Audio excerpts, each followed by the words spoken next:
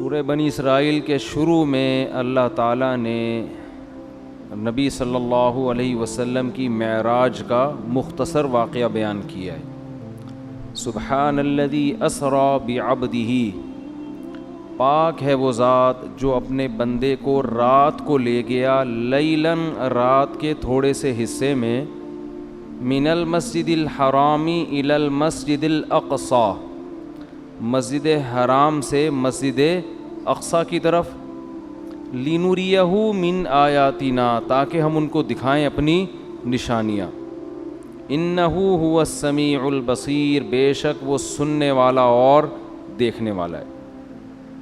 قرآن میں تو بس اتنا ہی تذکرہ ہے معراج کا، اور اسی سورہ بنی اسرائیل میں آگے چل کے آتا ہے وَمَا جَعَلْنَا الرُّؤْيَا الَّتِي أَرَيْنَاكَ إِلَّا فِتْنَةً لِلنَّاسِ وَالشَّجَرَةَ الْمَلْعُونَةَ فِي الْقُرْآنِ، کہ ہم نے جو آپ کو منظر دکھایا وہ ہم نے لوگوں کے لیے آزمائش بنایا ہے، جیسے ہم نے شجرہ ملعونہ کو آزمائش بنایا، دونوں چیزوں کو ہم نے کیا بنایا؟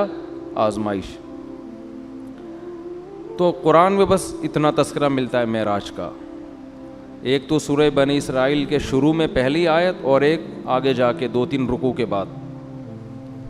دوبارہ ریپیٹ کر دیتا ہوں، اللہ عیب سے پاک ہے جو اپنے بندے کو رات کے تھوڑے سے حصے میں مسجد حرام سے مسجد اقصی لے گیا تاکہ ہم انہیں اپنی نشانیاں دکھائیں، اور اللہ نے دوسری جگہ فرمایا کہ ہم نے جو منظر آپ کو دکھایا، یہ منظر بھی اور شجرہ ملعونہ بھی، یہ دونوں لوگوں کے لیے آزمائش ہیں۔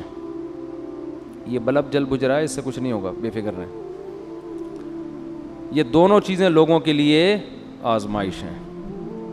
باقی اس کی تفصیل حدیث میں ملتی ہے کہ براق پر بیٹھ کر آپ صلی اللہ علیہ وسلم گئے، مسجد اقصی پہنچے، بہت دور ہے مسجد اقصی، وہاں اللہ تعالیٰ نے تمام پیغمبروں کو جمع کیا جن کی آپ صلی اللہ علیہ وسلم نے امامت کی، اور پھر اللہ تعالیٰ نے آپ کو وہاں سے آسمانوں پہ لے گئے اور اپنا قرب عطا کیا، اور پھر آپ صلی اللہ علیہ وسلم کی مختلف پیغمبروں سے مختلف آسمانوں پر ملاقاتیں ہوئیں۔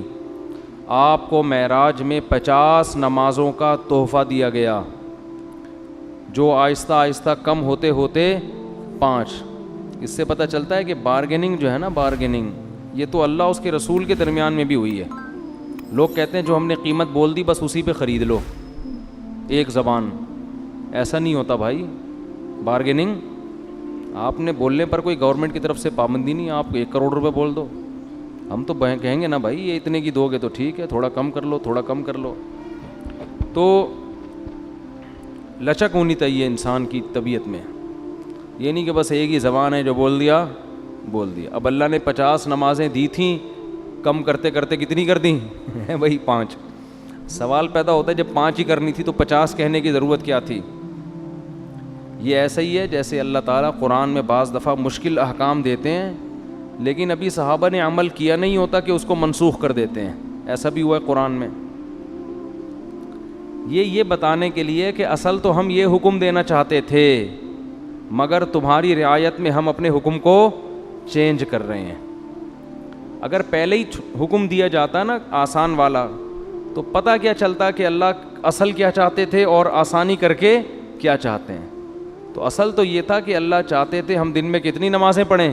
50 ٹائم، لیکن اللہ کو پتہ تھا کہ یہ مشکل میں پڑ جائیں گے اور جہنم میں جانے والوں کی تعداد اور زیادہ بڑھ جائے گی، اس لیے اللہ نے کہا کہ میں تمہاری رعایت کرتا ہوں۔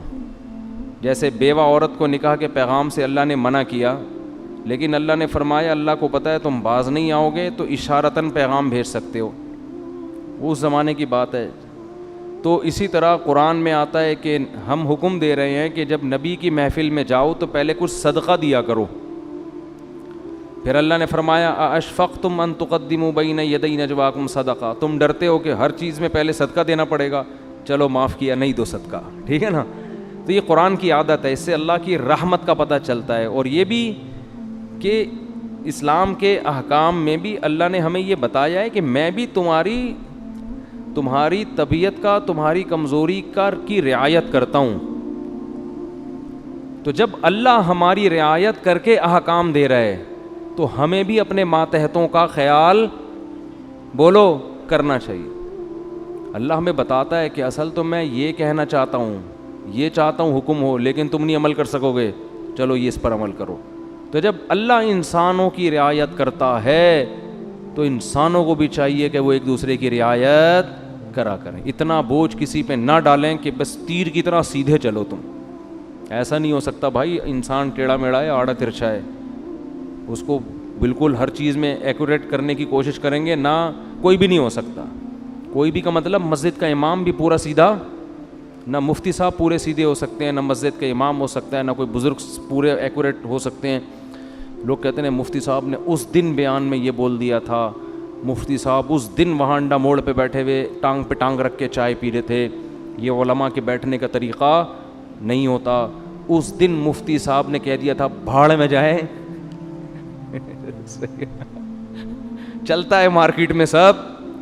ہاں کچھ لوگ بیٹھے ہیں کیڑے نکالنے کے لیے, کچھ لوگ کیا ان کا کام ہی یہی ہے کہ اس کے کیڑے جمع کر کے ایک شاپر میں لا کے پوری کیڑوں کی دکان کھولی ہوئی ہے انہوں نے. وہ ان کا کام ہی یہی ہے کہ ایک دوسرے کی غلطیوں کو ہائی لائٹ کرنا, اور خود اتنے بڑے بڑے بلینڈر ان لوگوں سے ہوتے ہیں کہ اگر کوئی دوسرا ان کی غلطیاں جمع کرنا شروع کر دے تو الامان والحفیظ. تو لچک ہے بھائی, لچک. لوگوں کی رعایت کیا کرو. نمازیوں کی رعایت کا حکم ہے مسجد کے امام کو. اتنی لمبی نمازیں نہ شروع کر دو کہ لوگ کھڑے کھڑے تھک جائیں. حضرت معاذ تھے, حضرت جابر بن عبداللہ, انہوں نے اتنی لمبی عشاء کی نمازیں پڑھانا شروع کر دیں, سورہ بقرہ پڑھتے تھے پوری اس میں نا. اب ایک صحابی تھے, وہ کھڑے کھڑے تھک جاتے, وہ ایک دن نماز توڑ کے چلے گئے اور جا کے نبی صلی اللہ علیہ وسلم سے شکایت کی کہ یہ اتنی لمبی عشاء کی نماز پڑھاتے ہیں. اچھا جب وہ گئے نماز میں تو ان کو صحابی رسول نے کہا کہ تم منافق ہو گئے ہو. تم کیا ہو گئے ہو؟ کیونکہ نماز میں تم کیا کر رہے ہو, شارٹ نماز چاہیے, یہ تو منافق کا دل نماز میں نہیں لگتا. تو فتویٰ دیا کہ تم کیا ہو گئے ہو, منافق. انہوں نے جا کے نبی صلی اللہ علیہ, حضرت معاذ بن جبل تھے, انہوں نے جا کے نبی صلی اللہ علیہ وسلم کو بتایا کہ یا رسول اللہ اتنی لمبی نماز پڑھا رہے ہو, اوپر سے مجھے فتویٰ کیا دے رہے ہیں, تم منافق ہو. تو آپ صلی اللہ علیہ وسلم نے حضرت معاذ کو بلایا, افتان انت یا معاذ, اتنا غضبناک ہوئے, اے معاذ تم لوگوں کو فتنوں میں ڈال رہے ہو نماز سے, یعنی تم تو ان کو آزمائش میں ڈال رہے ہو کہ نماز سے ان کے دل میں نماز کی نفرت پیدا کر رہے ہو, اور پھر آپ نے ان سے امامت چھین لی اور پھر تھوڑے دنوں بعد واپس امامت دے دی ان کو, یعنی تنبیہ کے لیے. تو امام کو چاہیے لوگوں کی رعایت کرے, خطیب کو چاہیے بیان میں بھی لوگوں کی رعایت کرے, ان کی مینٹل لیول سے اوپر کی باتیں نہ کرے, ایک دم 4 شادیوں پہ نہ آ جایا کرے, ٹھیک ہے نا. پہلے ان کو دوسری شادی سمجھائے, جب 6 مہینے میں یہ سمجھ میں آئے گی پھر تیسری. ہم ڈائریکٹ کیا کرتے ہیں, تو اس پہ لوگ کہتے ہیں یار یہ پتہ نہیں کس قسم کی باتیں کرتا ہے. تو جو جنگ میں کمانڈر ہے اس کو چاہیے وہ اپنے فوجیوں کی رعایت کرے, آپ اپنے ماتحتوں کی رعایت کرو. بیمار ہیں, ہمارے استاذ نے ایک بڑا اچھا اصول بنایا, ہم جامعۃ الرشید میں تھے, انہوں نے فرمایا کہ کوئی طالب علم اگر آ کے یہ کہتا ہے کہ میری طبیعت خراب ہے مجھے چھٹی چاہیے, تو چھٹی اس کو فوراً دے دو. یہ تحقیق بعد میں ہوتی رہے گی کہ طبیعت واقعتاً خراب بھی ہے یا نہیں ہے. وجہ اس کی یہ کہ امکان ہے کہ ٹوپی کر رہا ہو, امکان ہے اس بات کا کہ ہو سکتا ہے جھوٹ بول رہا ہو, لیکن اس کا بھی امکان ہے کہ ہو سکتا ہے سچ بول رہا ہو. اب آپ نے بدگمانی کر کے کہ یار لگ تو رانی ہے شکل سے کہ بیمار ہے, چھٹی نہیں دی اور وہ واقعتاً ہے کیا بیمار ہے, تو کتنی مصیبت میں آئے گا کہ نہیں آئے گا. تو وہ ہوتی رہے گی تحقیق, لیکن فوراً اس کو رخصت ملنی چاہیے کیونکہ اس کا خطرہ ہے کہ واقعتاً سچ کہہ رہا ہو. تو یہ بہت اہم پوائنٹ کی باتیں ہوتی ہیں, ہم لوگ ان چیزوں کا گھروں میں خیال نہیں کرتے. اپنے ماتحتوں کے ساتھ, ملازمین کے ساتھ, ہر ایک کے ساتھ جو ہے نا یہ خیال کرنا چاہیے کہ اس کی حیثیت سے زیادہ اس کے اوپر بوجھ نہ ڈالا جائے.